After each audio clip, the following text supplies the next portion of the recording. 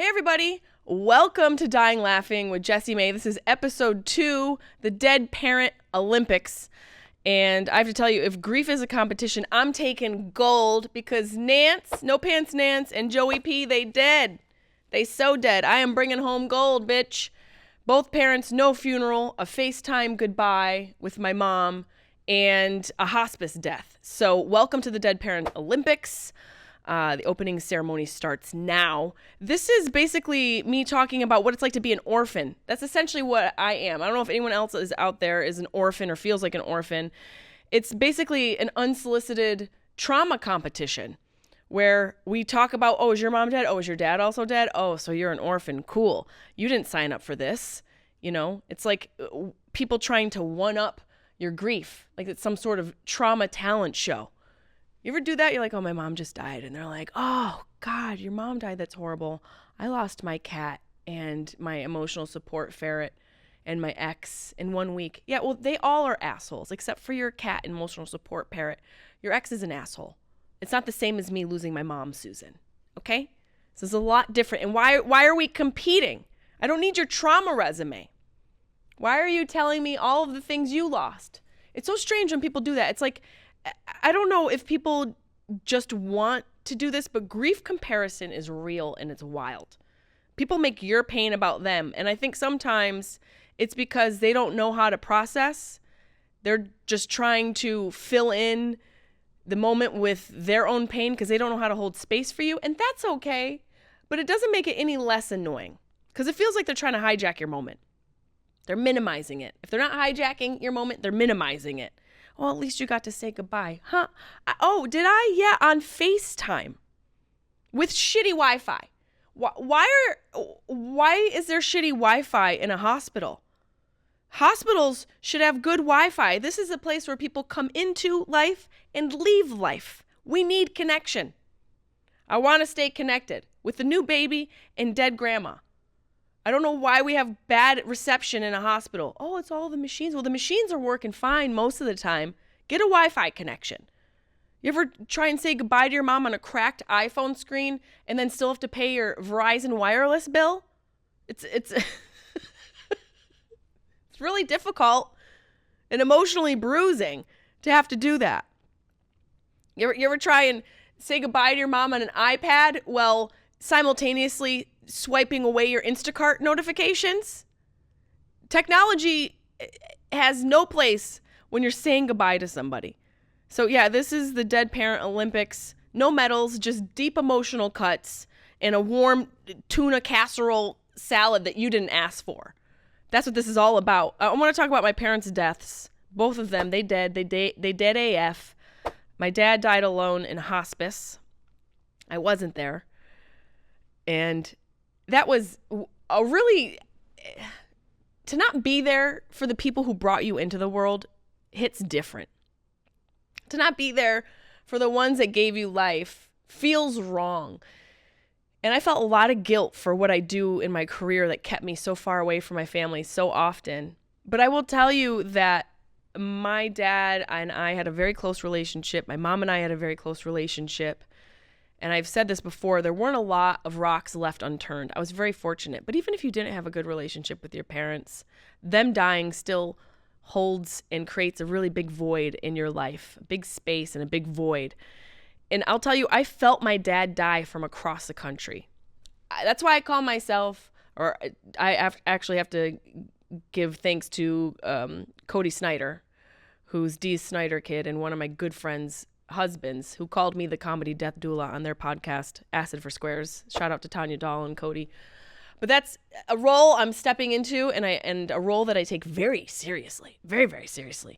But I felt my dad die from all the way across the country. I live in Los Angeles. My dad was in Syracuse. And the day it happened, it was on a Sunday. My body felt different. My cells felt different. I felt really off, sad, heavy. And we had been losing my dad daily at that point because he had Alzheimer's disease.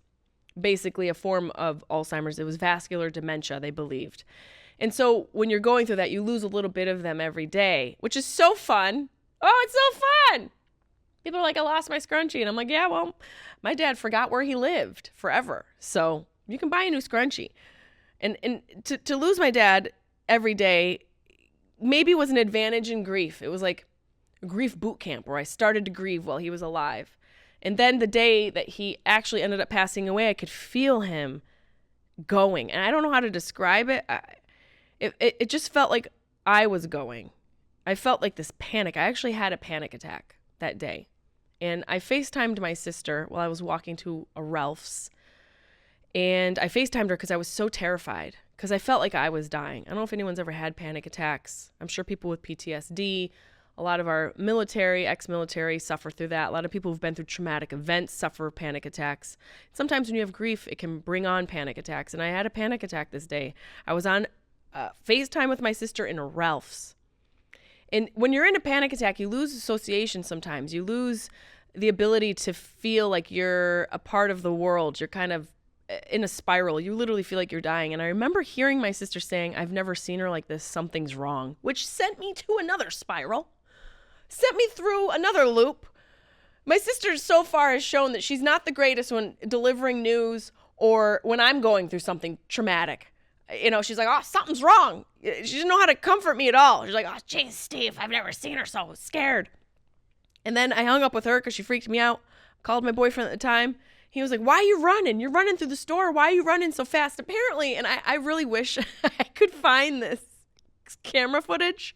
I was running through the aisles of Ralph's on my iPhone, FaceTiming people because I didn't want to be alone because I felt like I was dying. I called my sister back and I said, "You have to go to Dad. You have to go to Dad today. I don't know why I know, but just believe me when I tell you I know this. He's going today." And she was like, "It's fine. He's fine. It's going to be okay." I go, "Em, you need to go say goodbye. You have to go say goodbye." I could feel him dying all morning. And I called her after the panic attack subsided. I told her she needed to call him because that was the message I got through the panic attack. I wasn't dying. My dad was dying. And so I get home to my place, and on the mirror, I had written previously, weeks previously, something a friend of mine had reached out and told me. It basically was an inspired message from a message I got from my friend John Heffron, who's also a fellow comedian, who also dealt with Alzheimer's disease. I believe he lost his mom to it. He was messaging me while I was documenting what I was going through with my father. And he said, "You know, I know you're losing your dad, and I know he's at sort of the final stages of everything," because at this point I was visiting him in hospice in Syracuse. I was flying back and forth from LA to Syracuse and had been showing videos and posting these things, which you can still see on my Instagram. He said, "You know, when you're spending time with him, talk to him because hearing is one of the last things to go." And I didn't know this. I don't know if anyone knows this. I've corroborated this with nurses that deal, palliative care nurses and actual doulas who deal with death, that hearing is one of the last senses to go during the passage of someone. So on my mirror, when I get home from this panic attack I had in a Ralph's where I was running around like a cuckoo person, I had written, "Call your dad." And so I get home, I look at the message, and I don't think I called him that much during that time because I was so scared of what he didn't remember about me. And that day when I felt him going, I thought, yeah, I'm going to call him. I'm just going to call him. I'm probably going insane and this is stupid, but I'm going to call him. So right before bed, it's probably about midnight, 12:30, 1 o'clock. So it's like 3:34, 5 a.m. on the East Coast time. It was around then. I called the night nurse. I believe her name was Karen. And I said, "Is my dad still with us?" She said, "Yes, he's in his room." And she didn't have a phone in his room. And she couldn't get to him. She's just sitting there and talking on the phone with me. And I said, "This is Jesse. It's his daughter. Can you just go tell him that I love him? I just want you to tell him that I love him and that I miss him." And she said, "Yeah, honey, I'll do that. I'll do that for you." And I fell asleep. And then a little while later, I was woken by a call from my sister. And my sister said that he had died.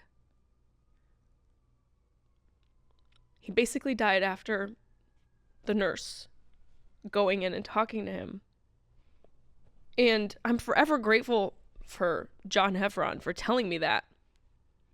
And that's why it's so important, as cheesy as it sounds, just to share things with people who've been through experiences that can help people heal and deal with that process on their own.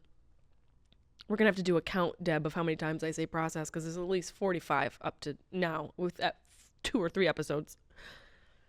But I'm forever grateful for John Heffron and that night nurse. And again, my sister, you got to call me back. She leaves a voicemail. You know, obviously you can't say that on a voicemail. It's good for her not saying, hey, Dad's dead on a voicemail. I wouldn't put it past her. I called her back. She's like, he's gone. I'm like, where'd he go? No, he's gone. Ah! This is so brutal. So brutal. This dude, this guy, my freaking, look at this guy. One of the greats, if you knew Joe Peluso, one of the freaking greats, just the life of the party. He was so much fun. He had the skinniest shins you've ever seen. Loved his daughters. That guy's gone? Fuck you. So that was my first parent to go. And then my mom died during COVID. Not because of COVID, because of 100 other things. We couldn't narrow one down. I was filming my first show with Netflix. And I get a call from my sister. We got to do a DNR on Mom. The doctor's asking if we want to do a DNR. I'm like, girl, wow. You really know how to give a little lube before you stick it in. What are you talking about? A DNR. I don't know. OPP, TLC, what kind of acronyms are we doing right now? You're acting like I know all of the medical acronyms. So apparently my mother, her stomach had flipped in the night, one night. And that usually happens as like a Paul Revere reaction your body has to either severe pain, trauma, chronic illness, or some sort of infection that your body has. Sometimes your stomach will flip and you have to have surgery when that happens. And it's a 50-50 shot. And so apparently my mother had a bunch of internal issues. Her stomach flipped. They're prepping her for surgery. She coded. And they had to try and bring her back. She wasn't coming back, and that's why my sister was calling me. Well, I'm here filming my first show for Netflix. Do you want them to resuscitate Mom or not? Is that a question? Bring that bitch back. Bring her back right now. Yeah, resuscitate. Resuscitate. Please, resuscitate. So, that process was like, oh, there's another one. Another process, Deb. Add it to the... That experience was intense. She was in the ICU for the 3 months with us and gone and with us and gone. And I had so much hope. I had so much hope for both of my parents. I've always called myself an eternal optimist when it comes to these sort of situations. I was like, my mom's going to pull through. She's going to pull through. And there were moments where she did. And it's one of the reasons why I have this owl tattoo done by my dear friend Rose Hardy. Because one of the times my mom came back, I was in the hospital and she was out of it for a while. And I'm in her face like, do you know who I am? Do you know who I am? Who? She goes, who? You're a tree owl. Get out of my face. I'm like, she's back. We're good. Sarcasm, rude jokes. Nance is here.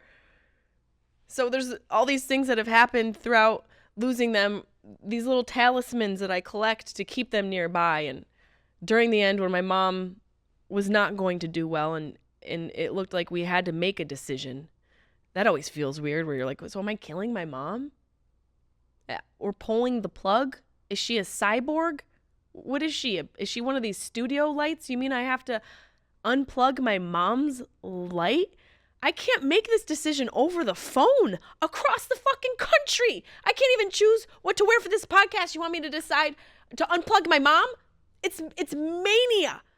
It's stuff they don't teach you or tell you, and you never understand until you have to fucking go through it. To make that decision feels so inhumane. I unplugged her so fast. I'm like, fucking yank her out the wall. No, I wasn't there. I couldn't unplug her. I told them I didn't want it. I said, I don't want to do that. I don't want to. And they said, well, it might be better for her. It's probably better for you in the long run so you can get home and say goodbye, but it's probably better for her so she doesn't suffer. Way to guilt trip me. How do you know that? How do you know she's not fucking hanging on so that I can come home and say goodbye to her fucking face? I made a hard decision. I was like, fine, do what you gotta do. Pump her full of fucking morphine and save some for me. I couldn't get home. In time. I had to say goodbye to this woman on a FaceTime. On FaceTime. Full circle. Me having a panic attack on FaceTime and Ralph's. Here I am as an iPad in my mom's hospital room. And I said to my sister, they've got the iPad propped up. And I'm like, I can't. Can you guys move? Because they're in the shot. And now I feel weird saying, can you move so I can get a good view of what, my mom dying? Guys, can you move a little? Can you scooch you over? Because I can't see my mom taking her last breaths. Also, can you hold on a minute? I'm going to go get some popcorn and wine. Because this is the good part. The good part's coming up. The ending. The coup de grace is on its way. That's why it's so messed up. I had to say goodbye to her on FaceTime. And I didn't know what to say. I wanted to hold her hand. I just wanted to tell her that she was the best. I couldn't do that. I did. I said the only thing I could think to say. And it was something I think from Ram Dass. I don't know if you guys remember the late, great Ram Dass, who was a spiritual teacher and healer and all of that. Probably a cult leader. I don't know. There might be a sex cult story coming up about him after this. If there is, I didn't know about it. But I enjoyed his teachings. And I said to my mom, we're all walking each other home. And I thought that was a beautiful sentiment that he had said about life and death. And I said, we're just walking her home. We're just bringing her home. Little did I know it was going to be in the beautiful countryside of Italy. So those are my parents. Those are me losing my parents. One I lost. I didn't get to say goodbye to. We had a funeral for my dad. We were able to have a funeral for my dad. My mom I had to say goodbye to on FaceTime. No funeral because of COVID. We didn't get to bury her. We didn't get to have any sort of ceremony. We did do another FaceTime with all of her siblings, and it just felt like some fucked up version of the Brady Bunch. Here's the story of a really dead lady. She left 2 girls and a box of wine and some Fleetwood Mac and some pasta. Boy, she really is dead this time. It was a weird way to try and have closure, but that's the thing about grief. There really is no closure. And, losing both of them was just the most brutal thing ever. Losing your mom is a different thing, and losing your dad, the Dead Dads Club, there's something weirdly practical about that. And when people say, well, he's not suffering anymore. Oh, okay, so I'm supposed to feel better that my dad is dead? How do you know he's not suffering without me? I was his best friend. Or the classic, he lived a long life. Who are you to tell? He was only 80. I just saw Willie Nelson at the bowl. This guy was jamming. Probably high as hell. And he's 92. That's a long life. Joey P still had some years left. Like his death should go on sale because of how many years he racked up. Oh, 82. That was enough.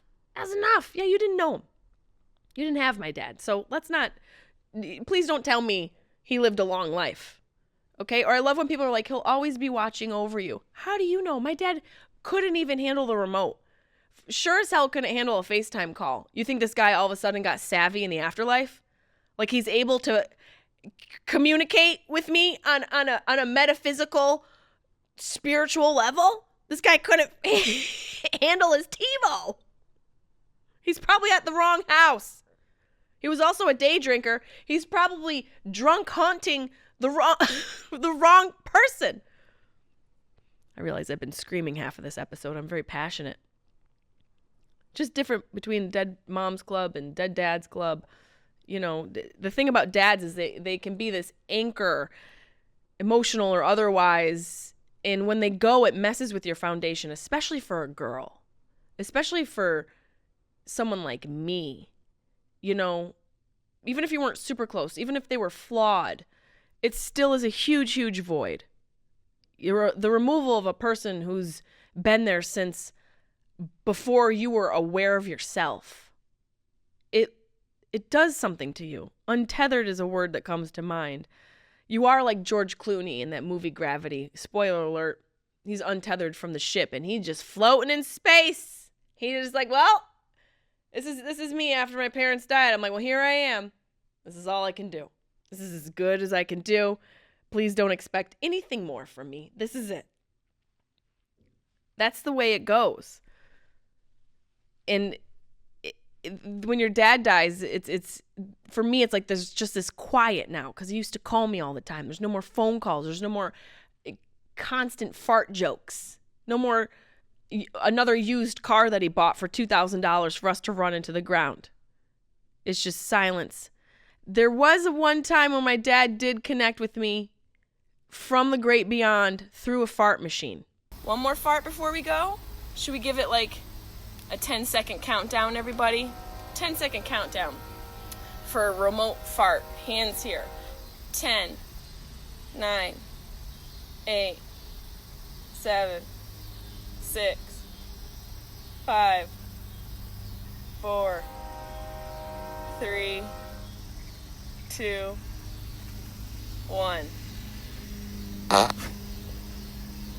So I take it back when I say my dad didn't have or doesn't have technical abilities in the afterlife. He came through on a fart machine posthumously. Remember that, Deb, on Weeds Day? I used to do a live show called Weeds Day, and I did a countdown on a fart machine that wasn't working, and when I hit the 1, Joey P came through. So he may not be able to like flicker a light, but he'll lay a fart. And let me tell you, if there were any way for my dad to communicate with me posthumously, it would be with a fart. And your Dead Moms Club is a different thing. It's like someone unplugged your emotional Wi-Fi. Your true emotional anchor. Dads are a different type of anchor. Your moms are like your safe place, your safe haven.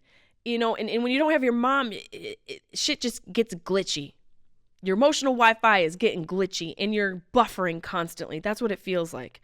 And honestly, it's horrible. It's brutal. And I don't like when people are like, oh no, not your mom. Oh God, your emotional anchor, she's gone. Yeah, she's gone. She's fucking gone. That's why I go to TJ Maxx during the day and say mom to see who responds, to see if I can see Nancy in the distance. You'll just be doing fine.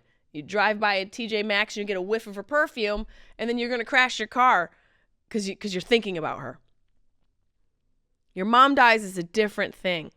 And people say dumb stuff too. They try and comfort you with, well, at least she knew you loved her.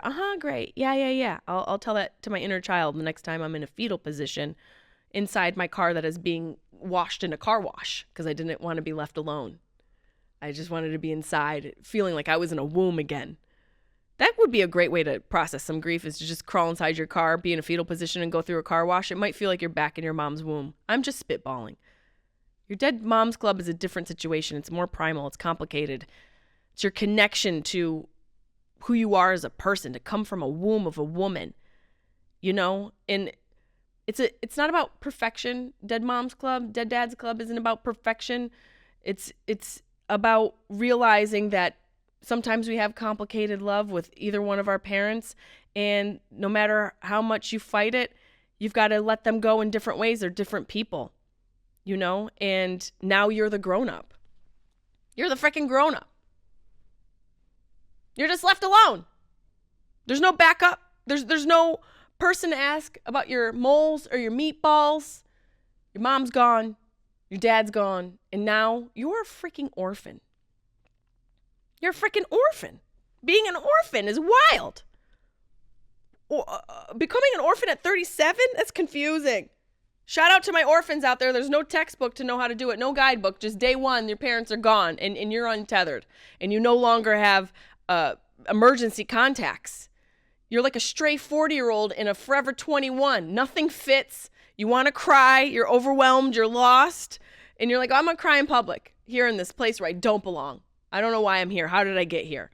No one's calling to check you to see if you made it at home okay. There's no one showing you baby pictures. No more emergency contact. Who do I put down now?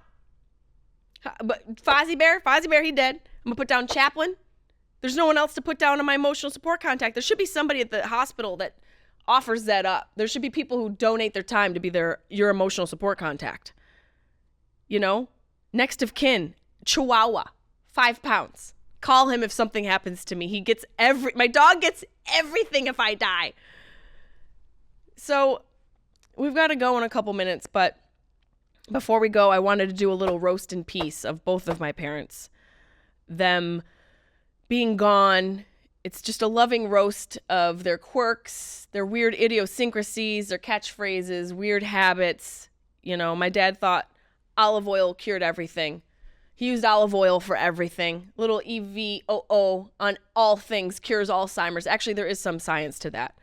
Olive oil can actually cure a lot of stuff. So look into it because it's a pretty universal and widely used item in your kitchen cabinet you might not even know that you're underusing. My mom would say this thing all the time after she thinks she's dropping like a gem, like some gem of advice. She'd be like, oh, well, you know, you got to go and look, you got to leave early. If you don't leave early, you're going to be late. I'm just saying. She would just be like, I'm just saying. Look, you can't call them back. You have to let them call you back. Otherwise, you look desperate. I'm just saying. She said it so much I bought her a plaque that said, I'm just saying. Because my mom was this person who would buy all the plaques of every phrase that TJ Maxx, Target, Marshalls, or Home Goods had. If it said something, she put it on the wall. There was one above her bed that said, always kiss me goodnight. She was single for like 10 years with that. I said, Mom, who's kissing you goodnight? Who you having over the house? There was one in the kitchen. Mind you, we were grown adults that said, because I'm the mom, that's why. Oh, you're going to discipline us now? She did still. She had a yardstick. My mom used a yardstick on us. For those of you who just got through life and were fine and you were undisciplined. Nuh-uh, Nancy used to use a yardstick.